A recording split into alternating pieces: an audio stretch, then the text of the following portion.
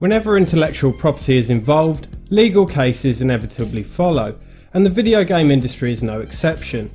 Over the years, several lawsuits have garnered attention, whipping the media into a frenzy, but some have flown under the radar. Whether well known or relatively unheard of, many of them helped shape the game industry into what it is today, and here are 13 that I believe are particularly noteworthy.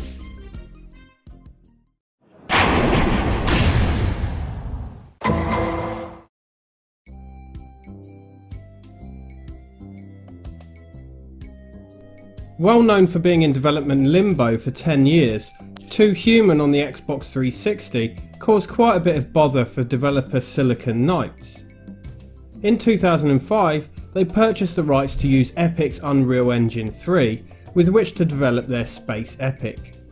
The Unreal Engine has been used in numerous popular gaming franchises and is regarded as one of the best available.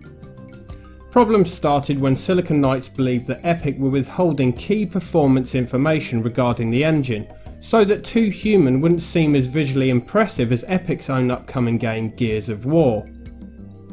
The legal dispute began in 2007 when Silicon Knights claimed that Epyx had breached contract, resulting in Silicon Knights being forced to develop their own engine at considerable cost. Unfortunately for Silicon Knights, the court sided with Epyx. Not only that, but a countersuit from Epyx led to the discovery that Silicon Knights had used thousands of lines of Unreal Engine code in their own engine. Oh dear.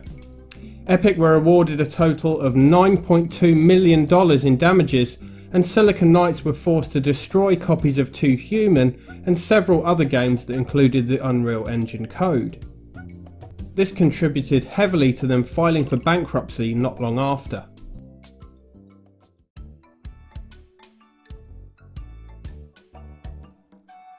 You can't have a list of lawsuits without mentioning Grand Theft Auto, and this entry in the list is one that caught the attention of the media more than most. Rockstar and their flagship GTA series have always been at the heart of the video games cause violent behaviour debate. Personally, I think that if you're violently mentally unstable, you're already prone to acts of violence, regardless of the games you play or the films you watch. Someone who would most definitely disagree with me is infamous game-hating lawyer Jack Thompson. In 2003, after being arrested on suspicion of car theft and brought to an Alabama police station, teenager Devin Moore grabbed a police officer's pistol, then subsequently fatally shot officers Arnold Strickland and James Crump and dispatcher Leslie Mealer. He fled in a patrol car and was soon apprehended. Upon his rearrest, he was quoted as saying, "Life is a video game, everybody's got to die sometime," although later admitted that he killed the 3 victims in an attempt to avoid going to prison. In 2005, Jack Thompson leapt into action, claiming that Sony and Rockstar were accountable and pointing the finger at Grand Theft Auto Vice City. Offering to represent the families of the victims in a suit against Sony, he blamed the violent nature of the game for the tragic incident. The Alabama Supreme Court disagreed, ruling in favour of Sony, stating that Vice City's content was protected under the First Amendment.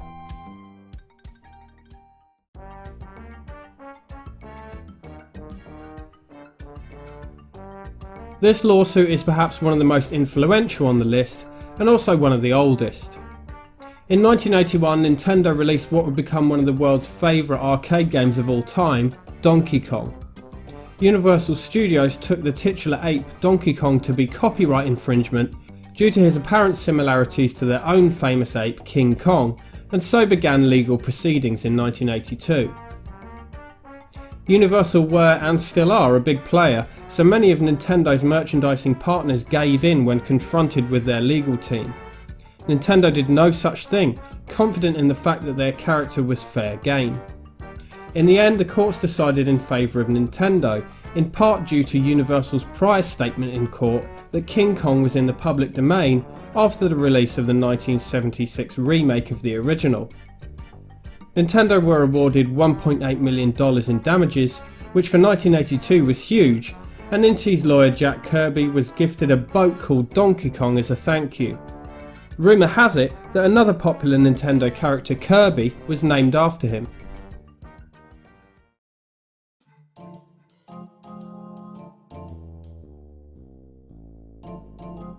Nintendo didn't just get sued, they also did the suing. Back when Nintendo's NES was becoming a huge success, every video game company out there was desperate for a piece of the action, and wanted their games on the system. It wasn't that simple though, as Nintendo's strict licensing policy involving the official Nintendo seal of approval not only ensured that Nintendo could maintain quality control, but also generate some extra revenue. Another aspect of this strict policy was that Nintendo restricted third-party developers to 5 releases per year. One company that sought to work around this process was Tengen, a subsidiary of Atari formed in 1987, by attempting to purchase the plans to Nintendo's lockout chip with intent to find a way to bypass it. Nintendo sued Tengen over this and won, with Tengen settling out of court, and Nintendo preserved their means of maintaining quality control over NES games.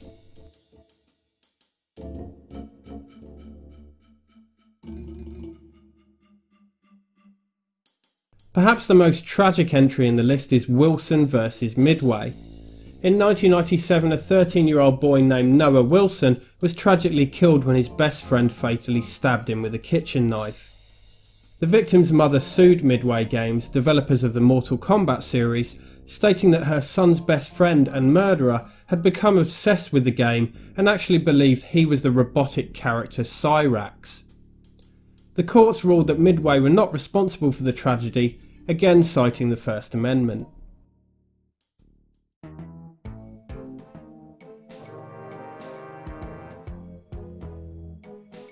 Another instance of Nintendo doing the suing here, but this time not a major company but a lone individual.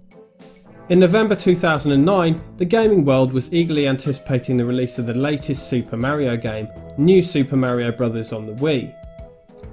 24-year-old Australian James Burt managed to purchase a copy early and illegally uploaded the game to the internet 5 days before the official release.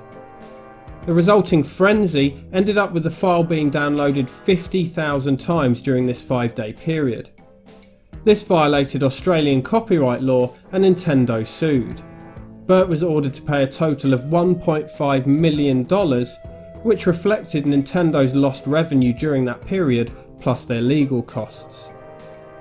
Despite suing him, Nintendo gifted Burt a limited edition Zelda Wind Waker HD Ganon statue in 2013, but I doubt that softened the blow that much, to be honest.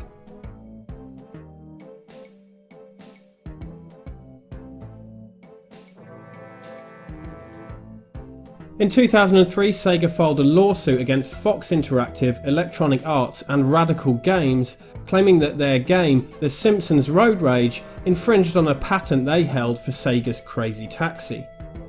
The patent in question, the 138 patent, is essentially the whole Crazy Taxi concept, in which the player drives a taxi and must pick up and drop off passengers and get them to their destination as quickly as possible.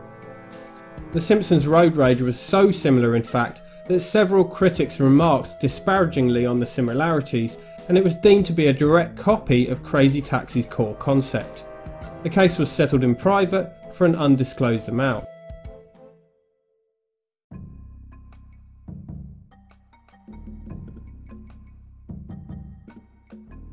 In 2002, Immersion sued Sony and Microsoft for patent infringement relating to their use of vibration functions in their respective controllers, specifically US patents 6424333 and 6275213 filed in 2000 and 2001 respectively, which were extensions of 1998 patent 6088017 relating to a, quote, tactile feedback man-machine interface device.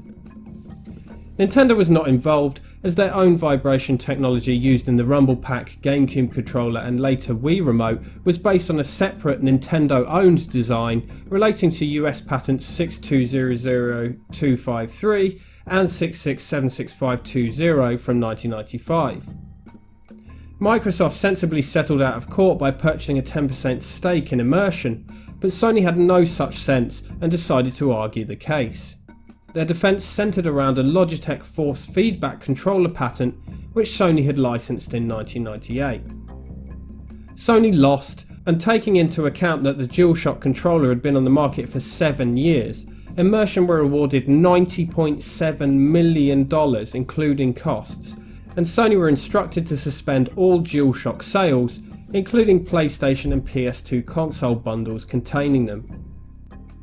Sony appealed, allowing them to continue selling controllers with Immersion's technology during the appeal, but in March 2006 the appeal was denied. Shortly afterwards at E3 2006, Sony announced that a vibration function would be removed from the upcoming PS3 controller, claiming that the vibrations would interfere with their new 6-axis motion controls, but it's widely deemed to be due to the lawsuit with Immersion. In the end, Immersion received the full settlement, and in early 2007, Sony and Immersion announced an agreement that would allow Sony to once again use Immersion's technology in exchange for substantial licensing fees. This led to the release of the DualShock 3 for the PS3.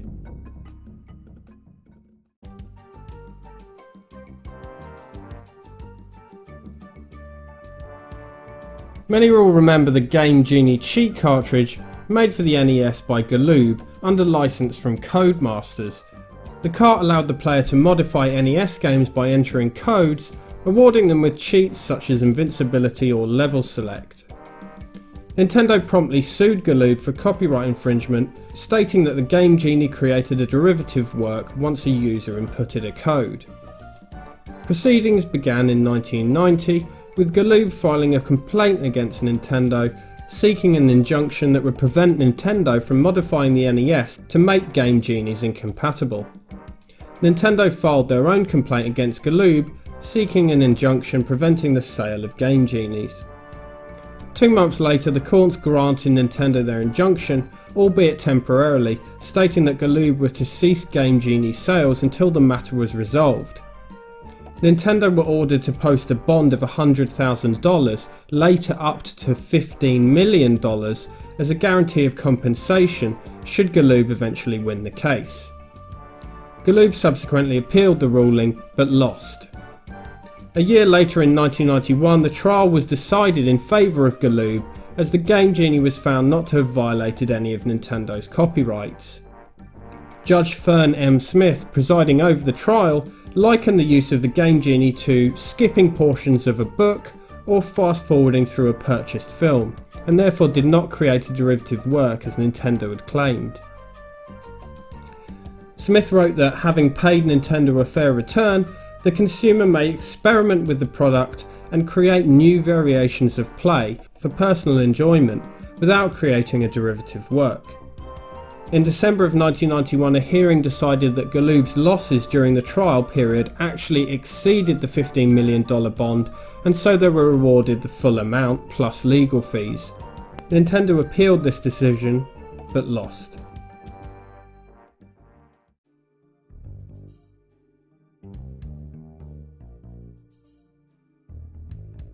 On top of manufacturing costs, Sega were charging third-party developers between $10 and $15 in licensing fees per cartridge to release games for the Mega Drive, which increased the cost of developing games for the system substantially. Accolade were looking to port several of their PC games to the console, and so sought a way to reverse engineer the technology in Mega Drive carts so that they could bypass the security feature. After purchasing a console, Accolade deconstructed the code of 3 games and used this to reverse engineer their own carts. They achieved their goal and released Ishido: The Way of Stones in 1990. This also explains the Accolade Mega Drive boxes, which are cardboard unlike Sega's traditional plastic clamshell design. When Sega unveiled the new version of the console, the Genesis 3, at the Winter Consumer Electronics Show in 1991, Accolade discovered that a trademark security system, or TMSS, had been introduced, which would test for a particular bit of code when booting up a game. If it found this code, the game would boot and the produced or under license from Sega Enterprises Limited message would display. Sega demonstrated this by showing the console rejecting an Ishido cart. Accolade had more titles coming the following year, and so they extracted the TMSS code, adding it to their Mega Drive games Hardball, Star Control, Mike Ditka Power Football and Turrican. As a result, in October of 1991, Sega filed a lawsuit against Accolade for copyright infringement and unfair competition. Accolade countersued Sega for falsely displaying the Sega trademark on the game's startup. Sega claimed that it was copyright infringement due to Accolade's games containing Sega's code, but Accolade stated that this constituted fair use. In April 1992, the court ruled in Sega's favour, ordering Accolade to recall all of their games for the console, but Accolade appealed. The appeal cost Accolade a great deal, a reported $500,000 in legal fees just to oppose the injunction. They were granted a temporary stay, meaning that they did not have to recall the existing games, but were ordered to cease any further reverse engineering or development of software for Sega's console. During the appeal, the court found the TMSS file was around 25 bytes of data, whereas Accolade's games were typically 500,000 to 1.5 million bytes of data, and so were deemed to be largely original content. In a way, it was decided that Sega did this to themselves by adding the TMSS file, and the court rejected the claim that Accolade's games were unfair competition for Sega's own games, as Sega couldn't provide any evidence that their sales had suffered as a result. On the issue of reverse engineering, the court found that where disassembly is the sole means of discovering the working of a copyrighted computer program, and where there exists a legitimate reason to do so, disassembly is fair use. In August 1992, the decision was made in Accolade's favour, and Sega were made liable for the costs of the appeal. Each party was to continue as they had prior to the court proceedings. The injunction still held, however, as this time Sega appealed the decision. To cut a long story medium length, Sega and Accolade entered into a settlement which made Accolade an official licensee of Sega, which led to the release of Barclay's Shut Up and Jam. The full terms of this licensing deal were not made public, but both parties agreed to pay their own legal fees. The case was hugely influential, especially with regards to the use of reverse engineering, where no other means of discovering the functional principles exist, and has been referenced in many legal cases since 1993.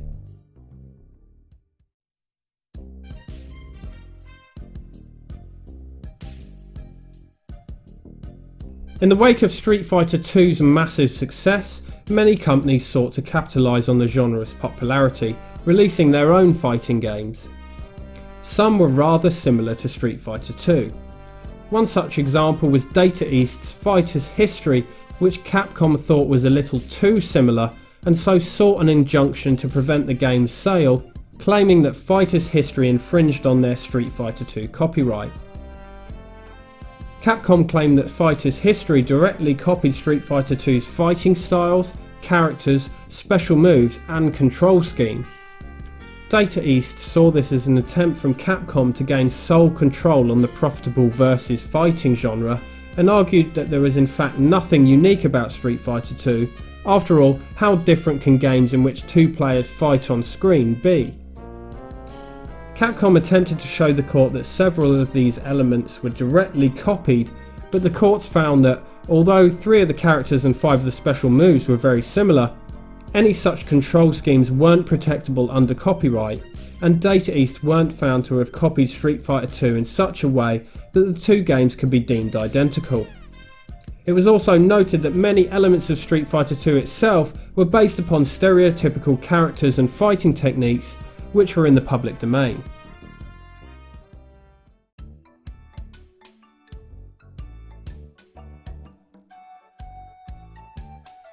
While we're on the topic of fighting games, let's head back in time a bit before the release of Street Fighter to 1984, when another case involving Data East had a large impact on the gaming industry, and again specifically the fighting genre. That year, Data East released their Karate Champ arcade game, which helped start the ball rolling for the versus fighting genre. When Epyx followed this with their own fighter, World Karate Championship, Data East felt that it was a direct copy of their game and started legal proceedings, funnily enough similar to one that Data East would find themselves in down the line with Capcom, albeit on the other end of the lawsuit.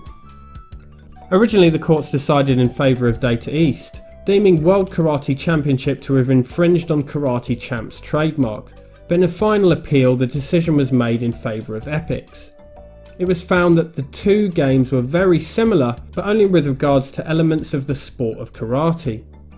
This had a surprisingly impactful effect on gaming, as it opened the door to future games sharing similar elements and gameplay styles, for example using weapons from a first-person perspective, without infringing on existing trademarks.